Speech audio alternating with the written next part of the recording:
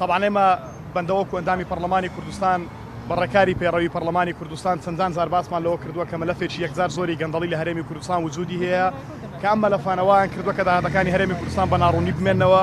بۆ ئەمە شێشەیەکی گەورەی بۆ خەڵکی هەرێمی کوردستان دروست کردووە. ئەمانەیان کردووە پیانۆ بۆی کە چەندان زار موچە دواب بخەن و موچەی خانشنیانی پێشمەرگە و خانشنانی مەدەنی بە تایبەتی کە کێشەیەکی گەورەی بۆ دروست بووە کە بەداخەوە لە ئاستی حکومڕانیەشی شکسپاردوو ئێستا هەرێمی کوردستان دەبین کە خانشینیان لەسەر وەرگرتنی موچەکانیان جان دەسپێرن. بۆیە ئەمڕۆ بەندە بەش بە حاڵی خۆم بەڕێکاری پێڕەوی کە چەندان زار سەرۆکایەتی پەرلەمان و لیژنەمانیەکانە ماگەدار کردبووە ئەمڕۆ سکاڵای یاساییم لەسەر هەردوو دەواازەی سنووری نێودوڵەتی خاڵی سنووری حاجی ئۆمەران و ئیبراهیم خەلیل تۆمار کرد بەهۆی ئەوەی کە چەند گەندەڵێکی منەظەم و سیستماتیکی لە چەندان خاڵی سنووری بە تایبەتی لەو دوو دەواازەی وجودی هەیە. لە ئێستادا لە دەواازەی حاجی ئۆمەران کە ئێمە سکاڵاکەمان ئەمڕۆ داوە بە داواکاری گشتی و داومانە بە دەستەی سپاچی هەرێمی کوردستان بۆی کە سکاڵاکەیشی لەسەر بکرێت ڕێکاری یاسایی خۆی وەربگرێت. هۆکاری سکاڵاکەمانەوەی کە ڕۆژانە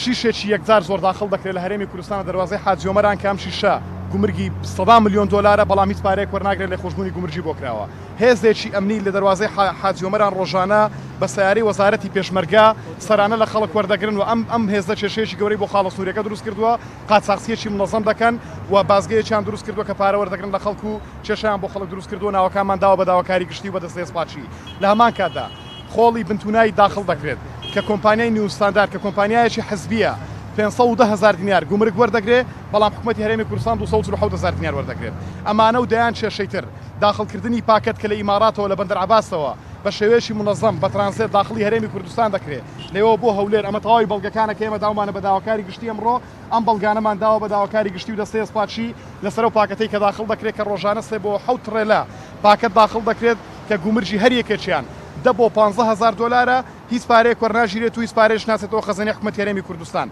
ئەمانە و چەندان کێشەیتر لە خاڵە سنووریەکان و ئەمە وای کردووە کە ئێمە پەنابەرین بۆ ڕێکاری یاسایی کە پێشتر لە پەرلەمانی کوردستان باسمان کردووە. ئەم گەندەڵی و ناعەدالەتی و دزی و تاڵانی لە خاڵە سنووریەکان دەکرێت بە دیاریکراوی لە حاجی ئۆمەران و ئیبراهیم خەلیل. ئەم گەندەڵی ئەگەر پارەکەی بجێڕدرێتەوە بە حکوومەتی هەرێمی کوردستان داهاتی حکوومەت زۆر زیاتر دەبێت لەوەی کە ئێستا هەیە. دەمەوێت ئاماژە بە نقطەیەک تریش بکەم کە زۆر گرینگە. لە ئێستادا حکوومەتی هەرێمی کوردستان وەکو مژدەبەخشیەک قایمەی موچەڕا دەگەێنێ ماکانە لە کاتێکدا کە نەوت ئێستا نزیکەی 110 دلارە کە ئەگەر حکوومەتی هەرێمی کوردستان بە 102 دلاریش بیفرۆشەوە تا 7 دلار کەمتر لە بازاڕەکانی جیهانیش 102.5 نزیکەی 48 میلیۆن دلار ڕۆژانە بۆ حکوومەتی هەرێمی کوردستان دەمێنێتەوە بە خەرجی کۆمپانیەکانیشەوە کە لە مانگێکدا دەکاتە ملیارێک و 444 میلیۆن دلار کە ئەم پارەیە بە دینار دەکاتە 143 دەکاتە 621 میلیۆن دلار بۆ حکوومەت کە دەکاتە 922 میلیارد دینار لە هەر مانگێکدا. هێشتا حکوومەتی هەرێمی کوردستان بە هەبوونی 922 میلیارد دینار لە داهاتی نەوتی هەرێمی کوردستان لەو قاچاقچێتی و سەرانە وەرگرتنی کە لە خاڵە سنووریەکان دەگوزارێت و نزیکەی 200 بۆ 300 میلیارد دیناری خاڵە سنووریەکان و 200 میلیارد دیناری بەغدا و 20 میلیاری هاوپەیمانان هێشتا حکوومەتی هەرێمی کوردستان موچەوەکو مژدەبەخشێک ڕادەگەێنێت. بۆیە ئەمڕۆ بەڕێکاری یاسایی پەرلەمانی سکاڵای یاساییمان تۆمار کرد تاوەکو هیچ کەسێک هیچ گروپێک هیچ شخصێک لەناو حزبی سیاسی کوردستان نەبێتە مۆتەکە بەسەر سەری خەڵکی هەرێمی کوردستانەوە داهات و بژێوی قوتی وڵاتی هەرێمی کوردستان نەدەزێت.